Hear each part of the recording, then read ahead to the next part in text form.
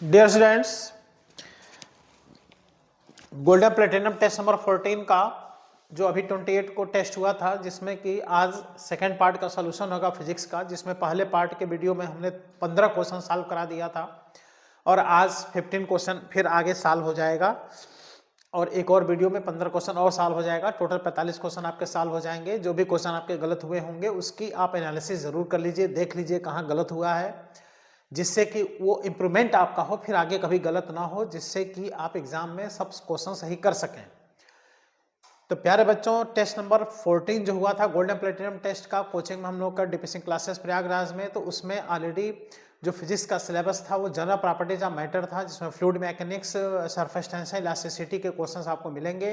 15 question already solve हो चुका है। आज 16 नंबर क्वेश्चन से सॉल्यूशन आपको मिलेगा, जिसमें मिक्स क्वेश्चंस आपको मिलेंगे, इलास्टिसिटी के भी मिलेंगे, सरफेस टेंशन के भी मिलेंगे, फ्लो ऑफ लिक्विड के भी क्वेश्चन मिलेंगे। तो आइए प्यारे बच्चों स्टार्ट करते हैं और वीडियो को आप लोग अपने दोस्तों मित्रों को शेयर कर दीजिए, क्योंकि जो क्वेश्चंस आप हैं देख रहे हैं कि क्वेश्चन आपके सामने आ रहा है, तो जो लोग टेस्ट दे रहे हैं उनके लिए बेनिफिशियल है, जो लोग टेस्ट नहीं दे रहे हैं उनके लिए बेनिफिशियल है। क्वेश्चन सामने आ रहा है तो इसको आप सॉल्व कीजिए, जिससे कि आपकी एक तरह से क्वेश्चन की प्रैक्टिस भी होगी। और पूरे जनरल प्रॉपर्टीज ऑफ मैटर से देखा जाए तो 3 क्वेश्चन फिक्स आपके एग्जाम में आएंगे, चाहे जेई हो चाहे नीट एग्जाम हो। निश्चित है कि 3 क्वेश्चन आपके एग्जाम में आने ही आने हैं, जिसमें सरफेस टेंशन से एक क्वेश्चन आता है, इलास्टिसिटी से एक क्वेश्चन आता है, फ्लूइड मैकेनिक्स से एक क्वेश्चन फिक्स आता है। प्यारे बच्चों,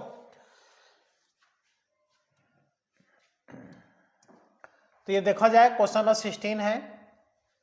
15 क्वेश्चन ऑलरेडी सॉल्व हो चुका है। Spherical liquid drop of radius R is divided into 8 equal droplet. एक ड्रॉप को 8 इक्वल ड्रॉपलेट में तोड़ रहा है, सरफेस टेंशन T है, then the work done in this process. तो ये डायरेक्ट आप फॉर्मूला याद कर लीजिए प्यारे बच्चों। इसका फॉर्मूला हम ऑलरेडी क्लास में बता चुके हैं। Work done is equal to 4 pi drop का radius r square in bracket n power, जितने ड्रॉप में इसको तोड़ रहे हो 1/3 माइनस 1 इंटू सरफेस टेंशन।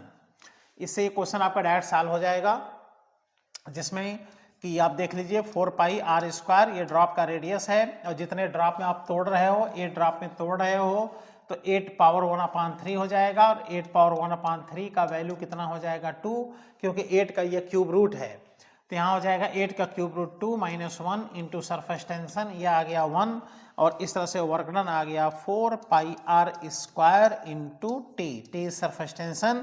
ये वर्क डन आ गया लिक्विड ड्रॉप को 8 लिक्विड ड्रॉपलेट में ब्रेक करने का वर्क डन। ये आंसर दिख रहा है 4 पाई r स्क्वायर इंटू टी। इस तरह से चाहे 27 ड्रॉप में ब्रेक कर दे, या 64 ड्रॉप में ब्रेक कर दे, 1000 ड्रॉप में ब्रेक कर दे, बस यहीं रख दो, तुरंत क्वेश्चन आपका सॉल्व हो जाता है। अभी जो इस बार जेई मेन एग्जाम हुआ था 2024 वाला, उसमें ऐसा ही क्वेश्चन एक आया था, जिसमें कि 27 ड्रॉप में उसको ब्रेक करने का वार्डन पूछा था।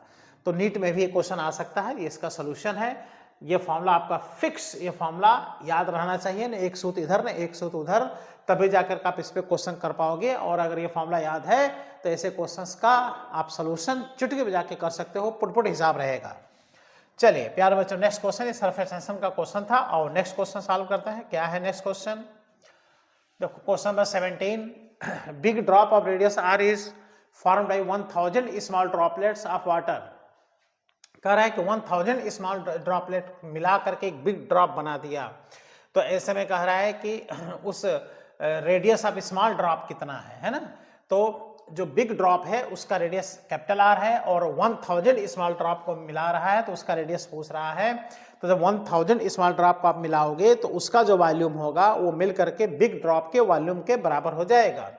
तो बिग ड्रॉप का वॉल्यूम हो जाएगा प्यारे बच्चों 4/3 पाई r क्यूब। ये बिग ड्रॉप का volume is equal to 1000 droplet मिला करके बनाया है। 1000 ड्रॉपलेट जो उसमें एक एक ड्रॉप, छोटे छोटे ड्रॉप है, उनका रेडियस स्मॉल r मान लो, वही फाइंड करना है। तो इसका हो जाएगा 4/3 pi r cube. Small drop का रेडियस स्मॉल r मान लो, लेकिन ऐसे ऐसे 1000 ड्रॉपलेट है तो 1000 से मल्टीप्लाई करना ही पड़ेगा। तो इसको डिवाइड कर दो, कैंसिल कर दो, और यहाँ से small r cube is equal to आ गया, यहाँ से देख लो कैपिटल R क्यूब अपान 1000। अब यहाँ से अगर क्यूब रूट ले लो तो r क्यूब का क्यूब रूट प्यारे बच्चों r आ गया, इसमें कैपिटल R आ गया, 1000 का क्यूब रूट 10 आ गया। इसका मतलब ईच स्मॉल ड्रॉपलेट का जो रेडियस है वो कैपिटल R अपान कितना है 10 है। डी ऑप्शन इसमें सही है।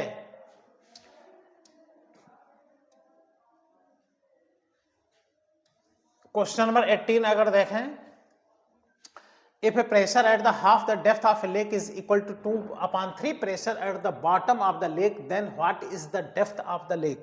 इसमें क्या है कि लेक मतलब एक लेक मान लो, मतलब लेक मतलब झील होता है, तालाब होता है, स्टैटिक लिक्विड की बात कर ले, कंटेनर में एक लिक्विड रख लें तो उसके बॉटम पे जो प्रेशर है, हाफ डेप्थ पे जो प्रेशर है बॉटम के प्रेशर का 2/3 टाइम्स है, तो what is the depth of the lake. तो ऐसे क्वेश्चन को सॉल्व करने के लिए आओ एक डायग्राम बना लेते हैं, जिसमें एक लेक बना लेते हैं, एक कंटेनर बना लेते हैं और इसमें लिक्विड हम दिखा देते हैं, है ना। इसमें ये लिक्विड है,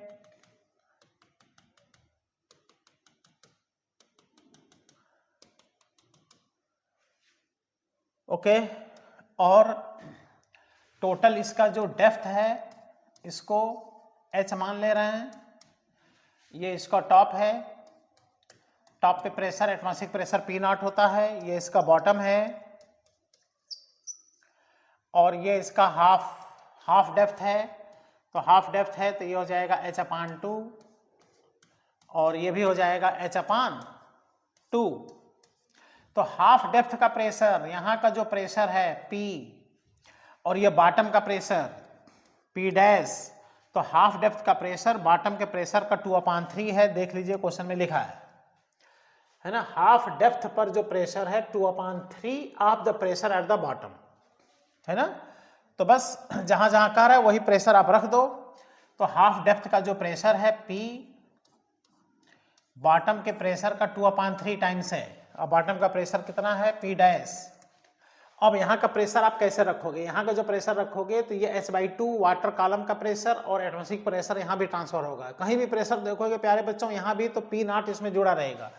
तो यहाँ का प्रेशर आप सोचो क्या होगा, P0 और प्लस लिक्विड कॉलम का प्रेशर क्या होता है ρgh, तो डेंसिटी रो g और h कितना है यहाँ पर हाफ डेप्थ पर h/2। सोचो इस बात को, इक्वल टू 2/3 इन ब्रैकेट, यह है P डैश बॉटम का प्रेशर, तो बॉटम का प्रेशर होगा एटमॉस्फेरिक प्रेशर प्लस पूरे कॉलम की हाइट h है तो ये हो जाएगा ρgh। बोलो, बस इसको सॉल्व कर लो तो आ गया P0 plus ρgh/2 is equal to, ये मल्टीप्लाई हो गया 2P0/3 प्लस 2 ρgh/3, इसका मल्टीप्लाई हमने कर दिया। अब इसको इधर लेते आओ तो P0 माइनस 2P0/3, इसको उधर लेते जाओ तो ये हो जाएगा 2 ρgh/3 माइनस ρgh/ ये उधर गया 2।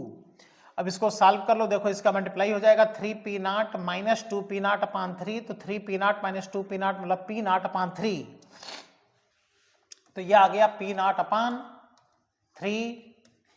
फिर से आओ देखो, इसका मल्टीप्लाई होगा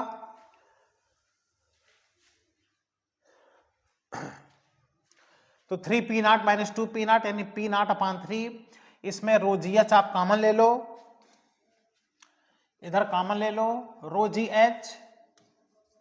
इन ब्रैकेट में आ जाओ तो ρgh कॉमन हो गया तो 2/3 माइनस 2 बच गया, 2/3 माइनस 2,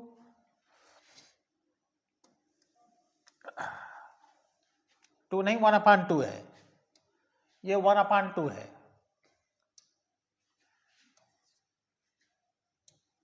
1/2 लिख दो।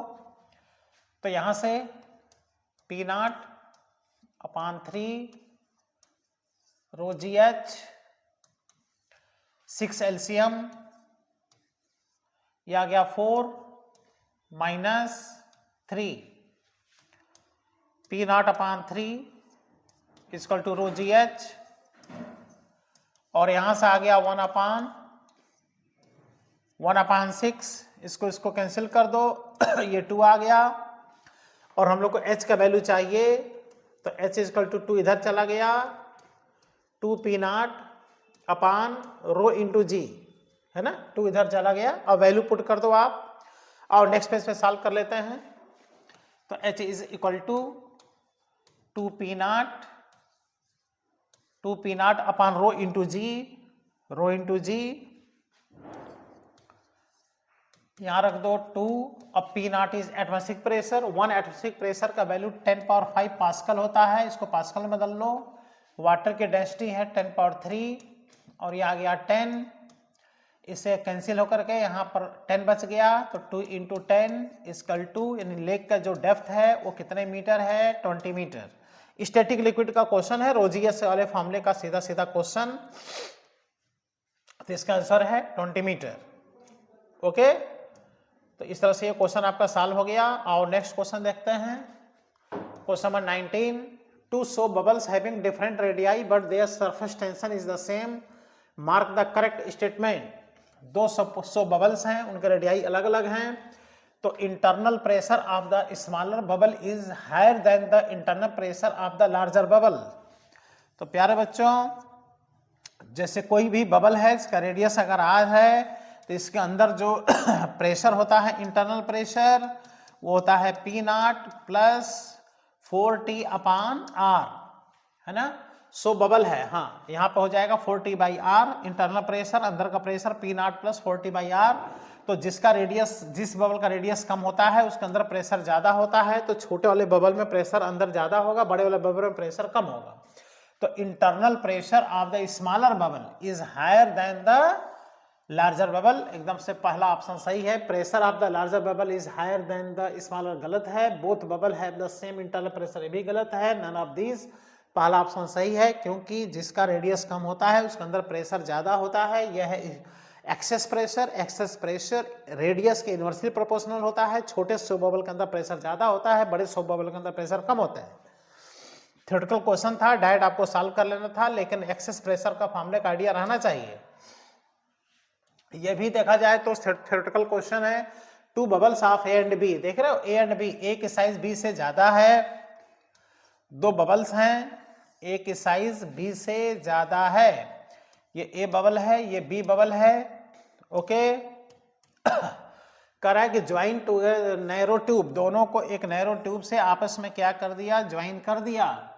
तो the size of the A will increase, the size of B will increase, the size of B will increase until the pressure equal none of this. तो प्यारे बच्चों, इसका रेडियस है आर ए, इसका रेडियस है आर बी। आप देख रहे हो कि आर ए आर बी से क्या है, ज्यादा है, ऐसा क्वेश्चन में दिया है, ए इज मोर देन बी, ऐसा दिया है। तो अब क्या होगा कि इसमें प्रेशर ज्यादा होगा, इसमें प्रेशर कम होगा।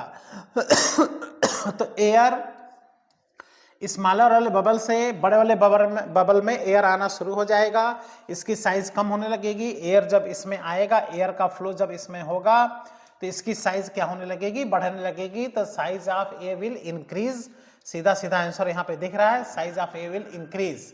ए ऑप्शन इसमें सही है, क्योंकि एयर छोटे वाले से किस में आता है, बड़े वाले में। क्यों छोटे वाले से बड़े वाले में आता है, क्योंकि छोटे वाले के अंदर प्रेशर ज्यादा होता है, रेडियस कम होता है, तो प्रेशर ज्यादा होगा। अभी हमने बताया कि एक्सेस प्रेशर रेडियस के इनवर्सली प्रोपोर्शनल होता है। तो एयर छोटे वाले से बड़े वाले में आएगा, जैसे बड़े वाले की साइज क्या होगी, बढ़ेगी, इसकी साइज क्या होती जाएगी, कम होती जाएगी, और तब तक इसकी साइज कम होती जाएगी जब तक ये समाप्त ना हो जाए, है ना, एक छोटा सा ड्रॉप ना बन जाए। चलिए next question, 21 number question. Excess pressure of the one soap bubble is 4 times the more than the other. पहले सोप बबल का जो एक्सेस प्रेशर है, एक्सेस प्रेशर यानी delta P in first is equal to 4 times of excess pressure in second. तो उनके volume का radius ratio पूछ रहे हैं, तो इसको लिख दो 4T by R1 is equal to 4 into 4T by R2। Excess pressure का ये फॉर्मूला है, देखो R2 यहाँ से 40 से कट गया, यहाँ से अगर देखा जाए तो R1 अपान R2 दोनों के रेडियस का रेशियो आ गया, R1 upon R2 is equal to 1 upon 4। अब आप देख रहे हो कि यहाँ पर वॉल्यूम का रेशियो पूछ रहा है, तो जब वॉल्यूम का रेशियो हम लोग निकालेंगे तो V1 upon V2 is equal to 4/3 pi R1 cube upon 4/3 pi R2 cube आ जाएगा। तो यहाँ से देखा जाए तो R1 अपान R2 का होल क्यूब आ जाएगा।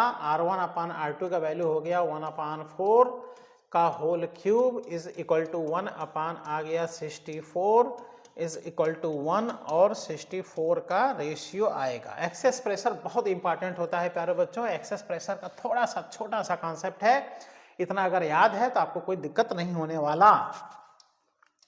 आइए प्यारे बच्चों देखते हैं नेक्स्ट क्वेश्चन क्या है। ये भी हम देख रहे हैं कि थ्योरेटिकल क्वेश्चन ही दिखाई दे रहा है। 22 नंबर क्वेश्चन, फॉल्स स्टेटमेंट ढूंढना है, ये भी ध्यान दीजिए। फॉल्स स्टेटमेंट, कौन सा स्टेटमेंट गलत है? Angle of contact theta is less than 90 degree if cohesive force is less than adhesive force. जब कोहेसिव फोर्स प्यारे बच्चों एडहेसिव फोर्स से कम होगा तो जो मिनिस्कस का जो शेप होगा वो शेप ऐसे बनता है। देखो कोहेसिव फोर्स अगर कम होगा तो एडहेसिव ज्यादा होगा तो मिनिस्कस कॉनकेव शेप का बनेगा, और यहाँ पर कॉनकेव शेप होगा तो angle of contact less than 90 होगा। एकदम सही है, ये तो ऑप्शन सही है। एंगल ऑफ कॉन्टेक्ट अगर थीटा मोर देन 90 है तो कोहेसिव फोर्स एडहेसिव फोर्स से ज्यादा होगा, और जब कोहेसिव फोर्स एडहेसिव फोर्स से ज्यादा होगा तो ये इस तरह से बनेगा, कॉन्वेक्स नेचर का इसका मेनिस्कस बनेगा। तो यहाँ का आप देखिए कि जो कॉन्टेक्ट एंगल है 90 डिग्री से ज्यादा है, भी सही है। एंगल ऑफ कॉन्टेक्ट अगर 90 डिग्री है तो कोहेसिव फोर्स एडहेसिव फोर्स के इक्वल होता है। ये भी कहानी समझ में आ रहा है कि एकदम सही है।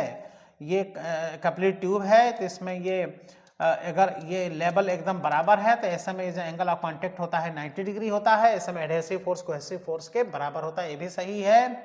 If the radius of the capillary tube is reduced to half the rise the liquid column becomes 4 times. हाँ ये गलत है। जो कैपिलरी ट्यूब में जो लिक्विड राइज करता है वो रेडियस के इनवर्सली प्रोपोर्शनल होता है, न कि आर स्क्वायर के। इसका मतलब आधा करेंगे तो जो होगा राइज वो डबल होगा, न कि 4 टाइम्स। इसलिए ये स्टेटमेंट क्या है? गलत है। तो इसी पर आपको क्या करना था? टिक लगाना था। डी ऑप्शन सही है। चलिए next question 23 number question, a bubble of 8 millimetre diameter is formed in the air, the surface tension of soap solution is 39 पर सेंटीमीटर। सीजीएस में दिया है, आंसर भी सीजीएस में पूछ रहा है, देख लीजिए। हाँ एक्सेस प्रेशर, तो एक्सेस प्रेशर का फॉर्मूला लगा दो। सोप बबल है तो सोप बबल में एक्सेस प्रेशर का फॉर्मूला होता है 40/R। 4 को 4 रहने दो। सरफेस टेंशन सीजीएस में रख दो प्यारे बच्चों, 30 रख दो। और रेडियस का वैल्यू डायमीटर डायमीटर 8 मिलीमीटर है तो रेडियस हो जाएगा 4, और इसको मिलीमीटर को सेंटीमीटर में बदल लो। 10⁻⁻1 से मल्टीप्लाई कर दो, 4 से 4 कैंसिल हो गया। 10⁻⁻1 न्यूमरेटर में जाकर इसको बना दिया 309 पर सेंटीमीटर स्क्वायर। ये आ गया excess pressure inside soap bubble. Bubble formed in air, air में जो बबल फॉर्म्ड होता है वो सोप बबल ही होता है। तो ये आंसर इसका बी सही है। ये भी थ्योरेटिकल क्वेश्चन ही दिख रहा है। The pressure at the bottom of a tank containing a liquid does not depend on acceleration to gravity. तो देखो लिक्विड के बॉटम में जो प्रेशर होता है वो होता कितना है? देखो रो जी एच, यानी एक्सेलरेशन टू ग्रेविटी इस पे तो डिपेंड है, हाइट ऑफ द लिक्विड इस पे भी डिपेंड है, एरिया पे डिपेंड नहीं है, जो बॉटम का एरिया है इस पे डिपेंड नहीं है, nature of the liquid, nature of the liquid मतलब डेंसिटी, डेंसिटी पे तो डिपेंड है ही है। तो देखो ये प्रेशर एरिया पे डिपेंड नहीं होता है, जो फोर्स होता है वो एरिया पे डिपेंड होता है। ओके, तो इसका सी ऑप्शन सही है।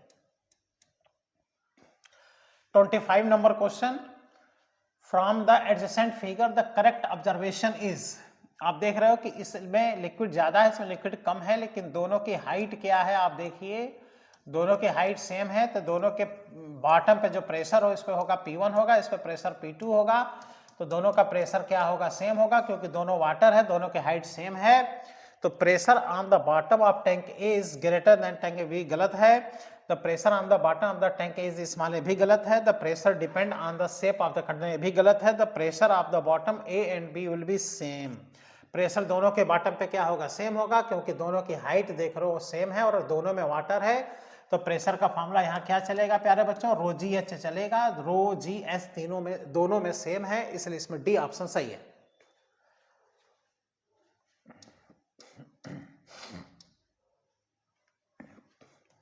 (26 number question, two drop of the same radius R falling through the air with a steady velocity of 5 cm per second. If the two drops collapse, the terminal velocity would be। Air में liquid drop, जो rain falling हो रहा है वो drop नीचे आ रहा है, तो कुछ देर बाद से अपने वेलोसिटी को कांस्टेंट कर लेता है, क्योंकि उसी को बोलते हैं प्यारे बच्चों terminal velocity. Terminal velocity body तब प्राप्त करता है जब थ्रस्ट फोर्स और बायंसी फोर्स मिलकर mg के बराबर हो जाता है। और टर्मिनल वेलोसिटी जो होता है वह उस बॉडी के रेडियस के स्क्वायर के डायरेक्टली प्रोपोर्शनल होता है ना। स्फेरिकल बॉडी के रेडियस के स्क्वायर के डायरेक्टली प्रोपोर्शनल होता है टर्मिनल वेलोसिटी। अब कह रहा है कि दोनों ड्रॉप को अगर एक में कोलैप्स कर दिया, एक में मिला दिया, तो जाहिर है उसका रेडियस बढ़ गया। तो पहले उसकी टर्मिनल स्पीड 5 सेंटीमीटर पर सेकेंड थी, तो बाद में उसकी टर्मिनल स्पीड कितनी होगी? तो रेडियस तुम कोलैप्स करने के बाद रेडियस फाइंड कर लो, इससे क्वेश्चन को क्या कर लो, सॉल्व कर लो।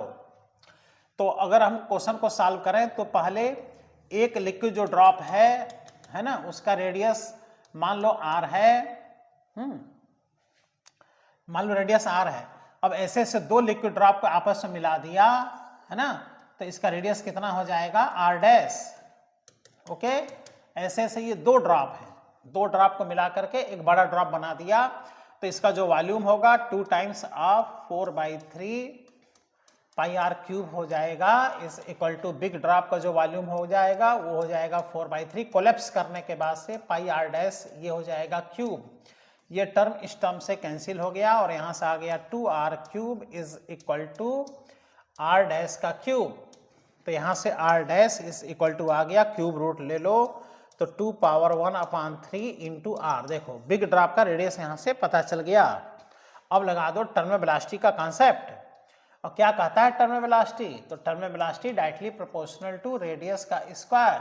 तो पहले टर्मिनल वेलोसिटी v1 है, बाद का टर्मिनल वेलोसिटी v2 फाइंड करना है। पहले रेडियस r है, बाद में रेडियस r डैश है, इसका होल स्क्वायर कर दीजिए। पहले रेडियस r है, बाद में रेडियस देख लो, बाद में रेडियस आया है 2 पावर 1/3 इंटू r, तो हो जाएगा 2 पावर 1/3 इंटू r का होल स्क्वायर। इस r से ये r कट जाएगा और v1 का वैल्यू दिया है 5 सेंटीमीटर पर सेकेंड, v2 बाद में बिग ड्रॉप का टर्मिनल वेलोसिटी बताना है। और यहां से आ गया, ये आ गया 1/2 पावर 2/3। ओके, अब क्रॉस मल्टीप्लाई कर दो तो आंसर तो आ ही गया।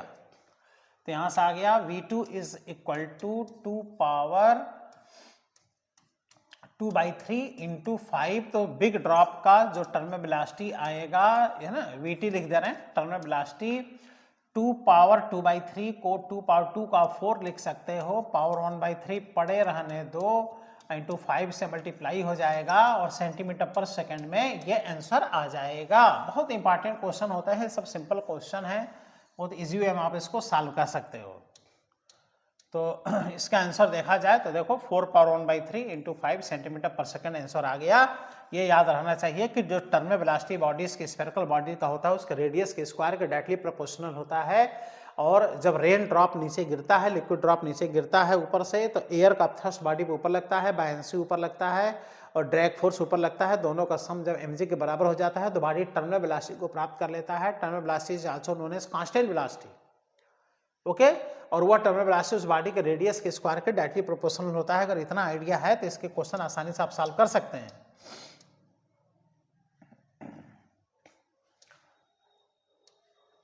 (27) number question.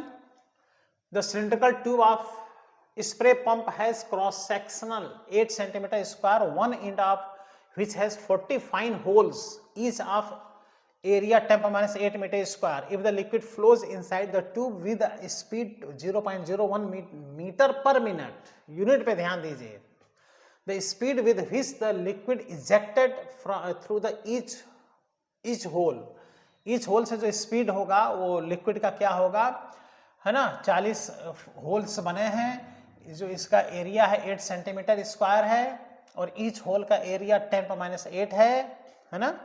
तो आओ देखो क्या होगा इसमें। ये एक ट्यूब है, ये इसका क्रॉस सेक्शनल एरिया है, यहाँ का क्रॉस सेक्शनल एरिया क्वेश्चन में दिया हुआ है और यहाँ पे कह रहा है कि फाइन होल्स बने हुए हैं, कुल संख्या इनकी दिया हुआ है टोटल होल्स की, है ना। तो ईच होल का जो एरिया है ये भी दे दिया है। तो यहाँ पे स्पीड v2 हम लोगों को बताना है और यहाँ का स्पीड v1 गिवन है। ओके, अब कितना दिया है और लिखते हैं। तो पहले स्पीड है 0.15 metre per minute, 0.15 metre per minute, लेकिन आंसर जो देना है वो मीटर पर सेकंड में देना है। देखो आंसर मीटर पर सेकंड देना है तो इसको बदलना पड़ेगा। और शुरू में एरिया कितना है भी तो देखो, शुरू में जो एरिया है वह 8 सेंटीमीटर स्क्वायर है ना, ये एरिया है 8 सेंटीमीटर स्क्वायर, इसको भी मीटर में बदलना पड़ेगा। और उसके बाद से कुल कितने होल्स बने हैं, 40 होल्स बने हुए हैं। टोटल इनकी जो संख्या है यानी इस इक्वल टू कितनी है प्यारे बच्चों, 40 ऐसे ऐसे होल बना दिए गए हैं। तो सब में स्पीड इसकी बढ़ जाएगी और ईच होल का जो एरिया है वो 10⁻⁸ मीटर स्क्वायर है, 10⁻⁸ मीटर स्क्वायर। अब आओ बेटा सॉल्व कर लो, आराम से सॉल्व कर सकते हो, लगा दो कंटिन्यूटी थ्योरम, है ना। a1 v1 is equal to a2 v2। तो a1 लिख दो 8 और इसको बदल लो मीटर में, क्योंकि आंसर देखो ना किस में पूछ रहा है, आंसर देखो MKS में पूछ रहा है। तो इसको बदल दो मीटर में, तो 8 इंटू 10 पावर ये हो जाएगा -4 मीटर स्क्वायर। और वेलोसिटी है 0.15 मीटर पर मिनट, तो 60 से डिवाइड कर दो, 1 मिनट में 60 सेकेंड, तो मीटर पर सेकेंड में कन्वर्ट हो गया। इक्वल टू बाद में एरिया हो गया कितना, 10⁻⁸ और V2 फाइंड करना है। लेकिन ऐसे ऐसे चूंकि 40 होल बने हैं तो 40 से मल्टीप्लाई होगा, क्योंकि सबका rate of flow of liquid add हो जाएगा, तो 40 से मल्टीप्लाई हो गया। अब इसको सॉल्व कर लिया जाए तो यहाँ से आ जाएगा V2 इज इक्वल टू इसको लिख दो 15 इंटू 10⁻⁻2 लिख दो, और इंटू 8 इंटू 10⁻⁻4 इसको लिख दिया जाए अपान 60, और इससे डिवाइड हो जाएगा, ये हो जाएगा 40 इंटू 10⁻⁸ ये आ गया प्यारे बच्चों। अब यहाँ से देखा जाए तो देखो ये 00 से कट करके 10⁻⁶ हो जाएगा, और ये देखो 10⁻�2 10⁻⁴ मिलकर 10⁻⁶, ये देखो कट गए, सारे टर्म कट गए। और ये कितना आ गया, 2 आ गया, 2 से ये कट के 3 आ गया, 3 से कट के ये कितना आ गया, 5 हो गया। तो ईच होल से निकलने वाला जो लिक्विड का स्पीड होगा वो कितना आ गया, 5 मीटर पर सेकेंड। खूब स्थिर होकर आप लोग एक बार इसको सॉल्व कर लीजिए तो बड़ा आसानी से सॉल्व हो जाएगा। ये सेंटीमीटर में दिया है, ये मीटर पर मिनट में दिया है, तो वहां तो नहीं कुछ बदलना है, लेकिन यहाँ इसको MKS में बदल के ही सॉल्व करना है। तो ईच फाइन होल से निकलने वाला जो लिक्विड होगा उसका स्पीड 5 मीटर पर सेकेंड होगा। ओके, क्या दिया है आंसर देखो, हाँ ये सही है। चलो प्यारे बच्चों नेक्स्ट क्वेश्चन, ये क्या कहता है 28 number question. 2 rain drops falling through the air having the radius का रेशियो, देख रहे हो इनके जो ड्रॉप हैं उनके रेडियस का रेशियो दिया है 1/2, तो उनके टर्म वेलोसिटी का रेशियो पूछ रहा है। तो हमने बताया ना term velocity directly proportional to r², है ना। तो दोनों लिक्विड ड्रॉप की जो टर्म वेलोसिटी का रेशियो होगा वह r1/r2 का होल स्क्वायर होगा।